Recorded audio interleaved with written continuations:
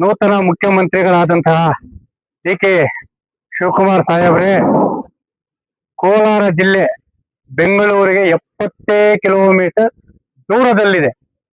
ಯಾವುದೇ ಸರ್ಕಾರ ಬಂದ್ರು ಬಜೆಟ್ ನಲ್ಲೂ ಅನ್ಯಾಯ ಮಾಡ್ತಾ ಇದ್ದೀರಾ, ಉಸ್ತುವಾರಿ ಸಚಿವ ನೇಮಕದಲ್ಲೂ ಅನ್ಯಾಯ ಮಾಡ್ತಾ ಇದ್ದೀರಾ. ಕೋಲಾರ ಜಿಲ್ಲೆಯಲ್ಲಿ 6 ಕ್ಷೇತ್ರಗಳಲ್ಲಿ 4 ಕ್ಷೇತ್ರಗಳಲ್ಲಿ ಗೆದ್ದಿರುವಂತಹ ಕಾಂಗ್ರೆಸ್ ಶಾಸಕರಿಗೆ ನಿಮ್ಮ ಸಚಿವ ಸಂಪುಟದಲ್ಲಿ ಸಚಿವರಾಗುವ ಯೋಗ್ಯತೆ ಇಲ್ಲವಾ? ಕೋಲಾರ ಜಿಲ್ಲೆ ಎಂದೇಳಿದ್ರೆ ಅಷ್ಟು ನಿರ್ಲಕ್ಷ್ಯವೇ? ಇಡೀ ದೇಶಕ್ಕೆ ಹಾಲು, ಹಣ್ಣು, ತರಕಾರಿ, ಚಿನ್ನ ಕೊಟ್ಟಂತಹ ಕೋಲಾರ ಜಿಲ್ಲೆಯನ್ನು ಯಾಕೆ ನಿರ್ಲಕ್ಷ್ಯ ಮಾಡ್ತಾ ಇದ್ದೀರಾ? ಉಸ್ತುವಾರಿ ಸಚಿವರನ್ನು ನೇಮಕ ಮಾಡ್ತೀರಾ, ಅವನಿಗೆ ಗಂಧ ಗಾಳಿನೇ ಗೊತ್ತಿರಲ್ಲ ಕೋಲಾರ ಜಿಲ್ಲೆಗೆ. ನಿಮ್ಗೇನಾದ್ರು ಕೋಲಾರ ಜಿಲ್ಲೆ ಬೇರೆ ಅಷ್ಟೇನಾದ್ರೂ ಏನೋ ಕೋಪನೋ ಇಲ್ಲ ಅಸೂಯೆ ಇದ್ರೆ ದಯವಿಟ್ಟು ನಿಮ್ ಕೈ ಮುಗಿದು ಕೇಳ್ಕೊಂಡ್ಬಿಡ್ತೀನಿ, ನಮ್ ಪಕ್ಕದ ಆಂಧ್ರ ಸೇರಿಸ್ಬಿಡಿ, ಒಕ್ಕಲ್ ಸೇರಿಸ್ಬಿಡಿ. ಸುಮಾರು ನಮ್ದೇನು ಜಾಸ್ತಿ ದೂರ ಇರಲ್ಲ, ಆಂಧ್ರ ಇರೋದಿಲ್ಲಿ.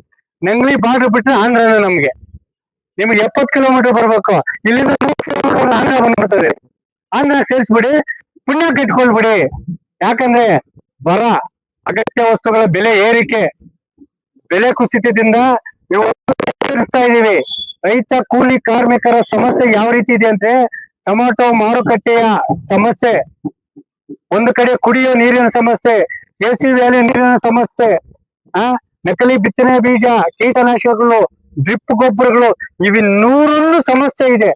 ಆದ್ರೆ ಈ ಉಸ್ತುವಾರಿ ಸಚಿವನ್ ಬರ್ತಾನೆ, ಅತ್ತೆ ಮನೆಗೆ ಹಳೆಯ ಬಂದ ಬಂದು ಡ್ರೈ ಫ್ರೂಟ್ಸ್ ತಿನ್ಬಿಟ್ಟು ಅಧಿಕಾರಿಗಳ ಮೇಲೆ ತಮ್ಮ ಆಕ್ರೋಶವನ್ನು ವ್ಯಕ್ತಪಡಿಸ್ಬಿಟ್ಟು ನಾಪತ್ತೆ ಆಗಿದ್ದಾನೆ ಅಂತ ಹೇಳಿದ್ರೆ ಮತ್ತೆ ಬರಲ್ಲ ಸರ್ಕಾರಿ ಕಾರ್ಯಕ್ರಮಕ್ಕ, ಇಲ್ಲ ಯಾವ್ದಾನ ಅವರು ರಿಲೇಷನ್ ಇಲ್ಲ ಅವ್ರ ಕುಲಬಾಂಧವ್ರ ಕಾರ್ಯಕ್ರಮಕ್ಕೆ ಬಂದು ಹೋಗ್ತಾ ಇದ್ದಾನೆ.